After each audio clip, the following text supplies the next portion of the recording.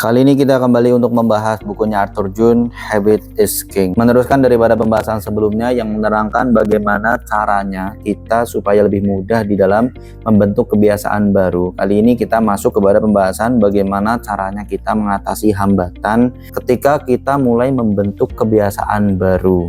Memang yang namanya kita membentuk kebiasaan baru itu seperti sebuah tantangan ya. Kadang yang namanya tantangan ketika kita menghadapi kan kadang kita bisa berhasil, kadang kita bisa gagal. Justru menurut saya sendiri ketika saya hidup dengan penuh tantangan itu akan lebih menarik daripada ketika saya hidup tanpa adanya tantangan. Karena yang namanya tantangan di dalam hidup itu kan seperti main game. Semakin ada tantangan, maka game yang kita lakukan atau yang kita mainkan itu akan semakin menarik. Tantangan itu yang membuat hidup kita akan lebih menarik. Kadang saya berhasil, kadang gagal, dan ketika saya gagal saya anggap itu sebagai pelajaran. Hambatan-hambatan itu ibarat pembelajaran bagi kita. Kalau seandainya tidak ada hambatan, tidak ada kegagalan, justru saya akan sangat bingung ketika nanti suatu saat saya itu jatuh, bangunnya seperti apa. Saya bingung karena tidak pernah mengalami kegagalan atau tidak pernah mendapatkan hambatan. Makanya ketika kita sedang menghadapi tantangan tersebut, itu penting yang namanya strategi atau langkah-langkah tata cara supaya kita bisa menghadapi tantangan itu dengan sangat berani dan juga kita bisa beroptimis untuk bisa menyelesaikan tantangan tersebut dengan baik. Nah, sekarang kita sudah masuk kepada pembahasan bagaimana cara mengatasi hambatan-hambatan di dalam kita membentuk perubahan itu. Yang pertama adalah kurang motivasi. Makanya seperti di video sebelumnya saya terangkan, ketika kita akan melakukan perubahan, ketika kita berusaha untuk merubah kebiasaan yang buruk jadi kebiasaan yang baik, yang pertama adalah temukan alasan yang kuat. Identifikasi dulu bagaimana kebiasaan kita sebelumnya, apapun itu ditulis dan dicari tahu kebiasaan mana yang menurut saya buruk, kebiasaan mana yang menurut saya baik, dan kita bisa bandingkan dampaknya bagi diri kita itu seperti apa. Apakah kebiasaan baik itu baik bagi saya atau kebiasaan buruk yang baik bagi saya? Tentunya setiap orang yang berakal pasti akan memilih kebiasaan baik itu yang justru dampaknya baik bagi saya. Nah, setelah kita mengidentifikasi, mengetahui bagaimana kebiasaan-kebiasaan itu benar-benar mendarah daging dalam diri kita, setelah itu kita harus menemukan alasan kenapa kita harus berubah, alasan kenapa kita harus mengambil tindakan ini. Kan orang itu kan bermacam-macam alasannya. Ada kalanya orang itu berubah itu untuk kesehatan, ada kalanya untuk mengejar karir. Itu semua alasan-alasan yang dibenarkan dan berdampak baik untuk diri kita. Nah, adanya alasan ini menjadi sangat penting dikarenakan ketika kita semakin kuat alasannya, maka semakin besar kemungkinan kita untuk termotivasi membentuk perubahan menjadi yang lebih baik. Jangan lupa juga ketika kita itu ingin memotivasi diri kita, pastinya kita harus membuat tujuan yang realistis. Sama seperti yang saya jelaskan di video sebelumnya, bahwa kita mempunyai tujuan realistis bukan berarti kita tidak boleh bermimpi yang melampaui batas atau mimpi yang terlalu tinggi yang dikatakan tidak realistis. Dengan tujuan yang realistis atau yang tidak terlalu besar, kita akan selalu semangat mengerjakan itu dan kita menganggap itu tidak terlalu susah bagi diri kita. Lain halnya dengan mimpilah setinggi langit, mimpilah setinggi-tingginya, mimpilah sebesar-besarnya. Karena tujuan-tujuan yang realistis ini ujungnya adalah mimpi kita yang besar itu. Kalau misalkan mimpi kita tidak terlalu besar, maka tujuan realistis itu seandainya kita mampu lewati, mampu langkah demi langkahnya kita lalui, kita akan mentok ketika mimpi kita tidak terlalu besar. Dan seperti apa sih kalau misalkan kita mau menentukan tujuan yang realistis? Ya dengan kita memulai dengan target-target yang kecil dulu, mulailah dengan yang mudah-mudah dulu, seperti yang ada di video-video sebelumnya. Make it easy. Coba mulailah dengan kebiasaan-kebiasaan atau perubahan-perubahan yang kecil-kecil dulu. Setelah itu supaya kita termotivasi adalah visualisasikan keberhasilan. Saya juga sering praktekkan untuk memvisualisasikan keberhasilan itu. Seperti kadang-kadang saya ngeliat kalau saya sukses seperti ini, biasanya kan orang itu berubah menjadi lebih baik, orang bekerja lebih keras, atau orang itu membiasakan satu habit yang positif pada dirinya adalah goalnya mungkin kesuksesan, entah itu sukses dalam hal finansial, entah sukses dalam hal kehormatan, entah sukses, intinya semuanya adalah mengerucut kepada kesuksesan itu. Juga praktekkan itu, saya selalu memvisualisasikan diri saya itu kalau seandainya saya sukses, saya bisa beli rumah yang estetik, saya bisa membeli mobil yang saya inginkan, atau saya bisa membeli kendaraan yang enak, atau saya bisa memberikan kecukupan kepada keluarga saya nantinya. Itu kan semua adalah visualisasi dari keberhasilan. Tapi kalau seandainya kita ambisinya kecil, bahkan tidak punya ambisi, tidak punya tujuan, tujuan, kurangnya motivasi, sehingga kita memvisualisasikan diri kita itu tidak sukses, memvisualisasikan kita itu seperti gembel. Kalau misalkan mau ngapa-ngapain kita harus hutang terlebih dahulu, kita susah untuk memberi kebutuhan kepada keluarga kita. Itu kan visualisasi yang tidak ambisius. Dengan adanya visualisasi ini akan sangat memberikan dorongan kepada kita supaya terus termotivasi mengejar perubahan itu. Hambatan yang selanjutnya yang bisa menghalangi kita untuk berubah adalah kurangnya konsisten. Sebenarnya kalau kita berbicara tentang konsisten itu sangat-sangat penting ya. Hampir setiap orang yang sukses, yang dia merangkak dari bawah menuju ke atas ke puncak itu rata-rata memiliki satu hal yang hampir sama, yaitu konsisten dan fokus. Nah saja seperti kita seandainya ingin mengejar kesuksesan itu, at least sukses dalam perubahan kecil ini, maka kita juga perlu konsisten di dalam melakukannya. Di antara cara untuk kita membuat diri kita konsisten adalah dengan cara membuat jadwal. Saya mengikuti apa yang diajarkan di dalam bukunya James Clear Atomic Habit. Itu ketika kita harus membuat jadwal, maka tuliskanlah atau pikirkanlah dengan sangat spesifik. Contoh seperti ada waktunya, ada tempatnya, dan kita mau ngapain aja, dan setelah ini kita mau ngapain lagi, dan waktunya juga kita tentukan secara rapi. Karena dengan kita membuat jadwal yang spesifik itu akan lebih mendorong dan membantu diri kita untuk memenuhi jadwal itu. Setelah kita menentukan jadwal, pastinya kita juga harus penuhi jadwal itu. Jangan sampai kita cuma nulis. Kadang-kadang kan ada orang ya, misalkan sudah nulis, kadang tadi itu diketik, kadang itu menulis menggunakan tangan, ditempel di tembok, kadang juga di print dengan sangat besar, tapi tetap tidak bisa dilakukan atau diabaikan begitu saja. Termasuk dulu saya juga seperti itu. Kadang-kadang saya membuat jadwal, capek-capek nulis atau capek-capek memikirkan atau capek-capek mengetik, kadang juga sudah saya print kan, saya tempel di tembok, kadang-kadang itu dilewatkan seperti itu saja. Jangan ya dek ya. Karena konsisten itu menurut saya itu agak berat. Jadi mungkin kita tidak cukup hanya membuat jadwal saja. Terkadang kita juga perlu memanfaatkan teknologi sebagai pengingat. Entah itu di HP, entah itu di laptop, entah itu di alat-alat yang mungkin kita bisa pakai sehari-hari. Itu kita bisa gunakan atau manfaatkan sebagai pengingat supaya kita bisa stay on the track untuk melakukan perubahan itu. Dan kita juga tidak salah kalau seandainya kita mau melibatkan orang lain, entah itu teman, entah itu keluarga, entah itu pasangan, ajak dia untuk bareng-bareng bisa konsisten, ajak dia untuk melakukan perubahan menuju ke hal-hal yang lebih baik. Karena terkadang orang itu akan termotivasi ketika dia itu melakukan secara bersama-sama. Itu kalau seandainya kita memang mempunyai teman, mempunyai pasangan, mempunyai keluarga yang bisa kita ajak bareng-bareng untuk melakukan kebiasaan baru yang positif. Tapi kalau seandainya lingkungan kita semuanya, mohon maaf ya, toksik, atau lingkungan kita tidak bisa kita ajak untuk sprint atau maraton melakukan perubahan itu, ya apa boleh buat, single player juga oke. Hambatan yang ketiga yang menghalangi kita untuk membentuk kebiasaan baru adalah kebiasaan lama yang sulit dihilangkan. Setiap orang itu nggak langsung dalam keadaan baik ya, nggak setiap orang itu langsung memiliki kebiasaan baik. Bahkan banyak orang-orang yang sekarang sudah menjadi orang yang hebat tapi dulunya itu mungkin memiliki kebiasaan atau habit yang buruk. Manusia itu kan makhluk yang tidak sempurna, jadi kita jangan katakan kalau seandainya orang itu sudah sempurna sekarang berarti dari dulu dari lahirnya itu sempurna. Enggak.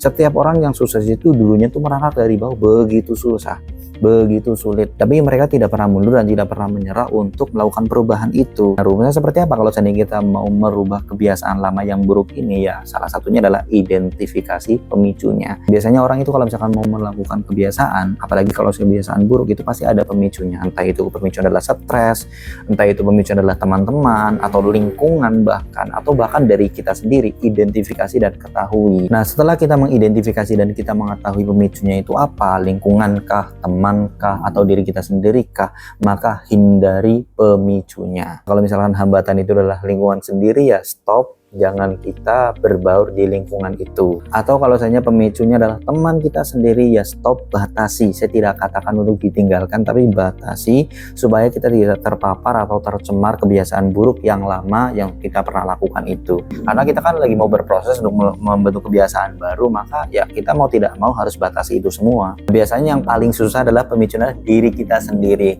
Kemalasan kita sendiri yang menjadi pemicu atas susahnya kita untuk meninggalkan kebiasaan yang lama itu. Dan kalau pemicunya adalah diri kita sendiri, ya mau tidak mau kita harus melawan diri kita, kita harus melawan nafsu, kita harus melawan apa yang menjadi kebiasaan buruk yang menyebabkan kita susah sekali untuk membentuk kebiasaan baru itu. Cara yang paling gampang supaya kita bisa melawan diri kita ataupun yang pemicunya dari faktor eksternal seperti lingkungan ataupun teman-teman adalah dengan kita menyibukkan kepada perbuatan-perbuatan yang baik atau perbuatan-perbuatan yang positif. Sebenarnya ada 3 cara untuk menghilangkan kebiasaan lama, itu dengan cara kita mengidentifikasi pemicu daripada kebiasaan lama itu apa, kemudian hindari pemicunya, yang ketiga adalah ganti dengan kebiasaan-kebiasaan yang positif. Contohnya saya aja, misalkan saya itu dulu suka begadang sampai subuh, kadang juga saya main PS sama teman-teman, kadang juga saya sering nongkrong sampai subuh, kadang juga saya lupa dengan waktu, sering scroll-scroll yang tidak jelas itu, dan pernah membaca buku. Kan semua adalah kebiasaan-kebiasaan buruk yang pernah saya lakukan. Saya mengidentifikasi itu semua, pemicunya adalah dari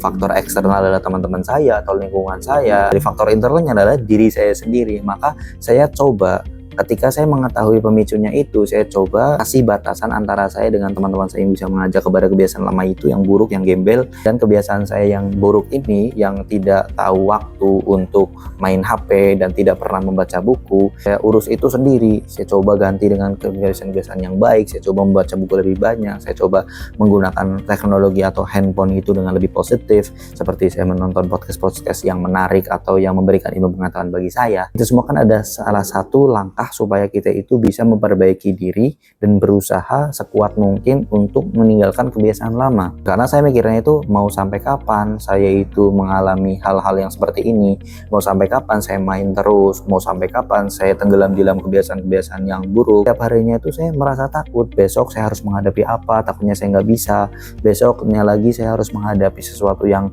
besar mungkin, tapi di situ saya tidak punya skill, tidak punya kemampuan, tidak punya kesemangatan juga untuk menghadapi tantangan itu. Jadi saya rasa saya harus bilang kepada diri saya, cukup, jangan lakukan kebiasaan-kebiasaan yang lama yang buruk itu, dan coba ganti dengan kebiasaan-kebiasaan yang baru. Hambatan yang nomor 4 bagi setiap orang yang ingin membentuk perubahan kepada kebiasaan yang baik adalah ketidaknyamanan dan kesulitan. Biasanya seseorang karena menargetkan begitu tinggi sehingga dia itu tidak nyaman dan dia merasa kesulitan untuk melakukan hal-hal tersebut. Makanya sering diajarkan di buku Atomic Habit, 1% saja, 1% setiap hari konsisten dilakukan. Jadi mulai dengan hal-hal kecil, mulai dia, yang penting dia itu nyaman. Yang penting dia nyaman. Ketika dia sudah nyaman melakukan itu, maka untuk 2%, 3%, bahkan sampai 100% selanjutnya itu it's okay bagi dia pasti. Nah, langkah yang kecil dan mudah ini ketika dilakukan seiring waktu demi langkah, 1% demi 1% itu lama-lama akan menjadi satu gundukan yang tinggi. Lebih mudah juga untuk dia mengerjakan kebiasaan-kebiasaan baru yang bahkan lebih besar daripada sebelumnya. Biasanya saya sendiri kalau misalkan tidak nyaman atau merasa kesulitan untuk mengerjakan sesuatu, biasanya saya berikan satu bonus hadiah, atau saya berikan reward pada diri saya sendiri. Misalkan saya itu selalu ngomong sama diri sendiri, ini kalau seandainya saya bisa menyelesaikan satu proyek, satu pekerjaan ini, taruhlah misalkan saya itu suka membaca atau saya suka menulis, misalkan saya bisa menyelesaikan satu tulisan, entah itu 3.000 kata atau 5.000 kata dalam satu cerita itu, saya akan berikan satu reward pada diri saya. Saya bisa makan yang enak, atau saya bisa membeli sesuatu yang sifatnya itu menyesuaikan dengan apa yang saya mampu. Reward-reward yang seperti ini, yang seperti di video sebelumnya, memang sifatnya adalah untuk memotivasi kita, untuk mendorong supaya kita lebih semangat lagi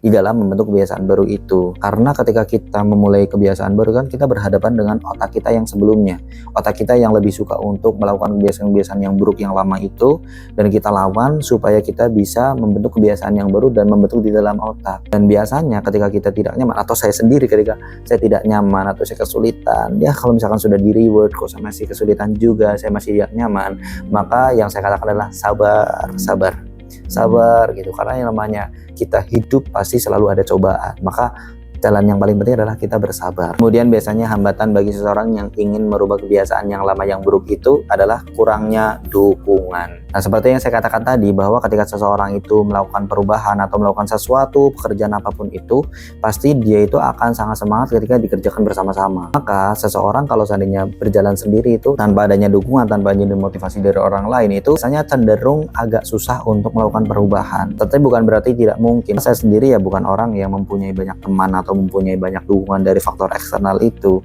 saya memang ingin berubah karena saya menyadari bahwa saya itu harus berubah. Dan saya juga sering belajar sendiri, mengasah skill sendiri, bahkan saya take video ini juga sendiri. Ya memang seperti ini, terkadang kita kalau seandainya tidak mempunyai orang lain untuk membantu diri kita, atau tidak mempunyai orang lain untuk bersama-sama berjalan di satu jalan yang sama, satu frekuensi, maka ya mau tidak mau kita single player. Tapi ya saya juga kadang-kadang bergabung dengan beberapa komunitas, misalkan di situ ada komunitas tentang mental health atau komunitas untuk edukasi, dan saya juga seorang mahasiswa, jadi saya juga kadang-kadang gabung di komunitas, salah satu komunitas yang di Jawa Tengah. Saya juga bergabung di situ, dan banyak teman-teman saya juga yang suka baca buku, dan juga teman saya yang suka nulis sampai menerbitkan buku. Dan komunitas-komunitas itu yang menurut saya itu bermanfaat untuk saling membantu, mendorong, memotivasi. Ya tidak setiap hari kita berhubungan, tidak setiap hari kita kabar-kabaran, karena kalau seandainya setiap hari kita kabar-kabaran, malah ya kita sibuk untuk kabar-kabaran, kita sibuk untuk update bagaimana perkembangan, tapi kita nggak fokus kepada goal kita yang sesungguhnya. Nah, kalau seandainya kita di komunitas ada, atau misalkan kita tidak ada, ya mungkin kita cari dukungan dari keluarga kita. Tapi kalau misalkan biasanya kalau goal yang terlalu besar, kita mempunyai impian yang begitu besar, kadang-kadang keluarga kita sendiri pun kayak skeptis gitu. Kadang-kadang tidak mempercayai bahwa ini akan terjadi pada diri kita, atau ini kita akan berhasil atau tidak. Tapi ya terlepas daripada itu, ya kita tetap fokus saja. Dan biasanya saya lakukan untuk mencari dukungan itu ya biar mentor.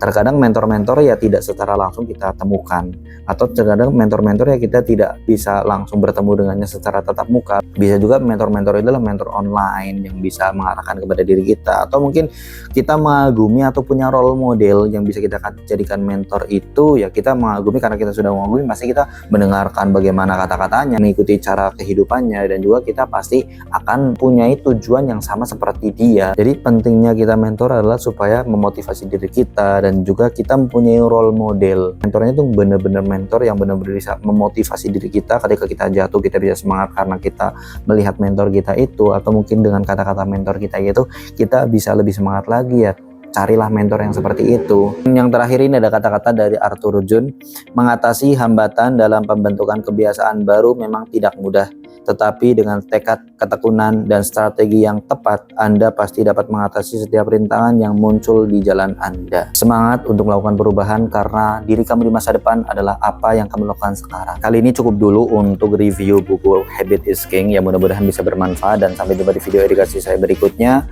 Thank you and see you, bye-bye.